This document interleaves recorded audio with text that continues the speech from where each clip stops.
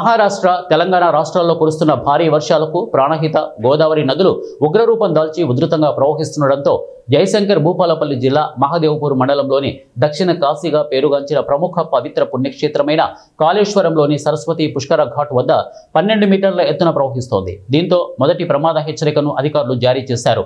దీంతో జిల్లా యంత్రాంగం అప్రమత్తమైంది. సరస్వతి పుష్కర ఘాట్ వద్ద గోదావరి నది ఉధృతిని జిల్లా కలెక్టర్ రాహుల్ శర్మ, ఎస్పీ కిరణ్ ఖరే, అటవీశాఖ అధికారి నవీన్ రెడ్డి, సబ్ కలెక్టర్ మయాంక్ సింగ్లు పరిశీలించారు. లోతట్టు ప్రాంతాల ప్రజలను సురక్షిత ప్రాంతాలకు తరలించేందుకు ఏర్పాట్లు చేయాలని అధికారులను జిల్లా కలెక్టర్ ఆదేశించారు. అదేవిధంగా తీరంలో చిరు వ్యాపారులను ఖాళీ చేయించారు. స్నానం చేసే భక్తులు లోతులోకి దిగకుండా సిబ్బంది కట్టుదిట్టమైన భద్రత ఉండేలా పోలీసులు నిఘా ఏర్పాట్లు చేశారు.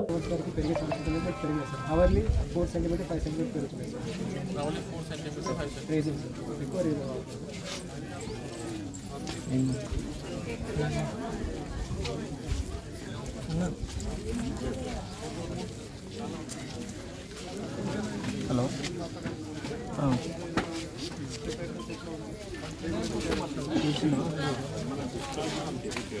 విలేజ్ ఏంటంటే సార్ ఇంద్రావతి వస్తుంది సార్. అక్కడ ఇంద్రావతి వచ్చి ఈ వాటర్ నాకు ఓన్ సార్. అక్కడ కంప్లీట్ ఇటు నెట్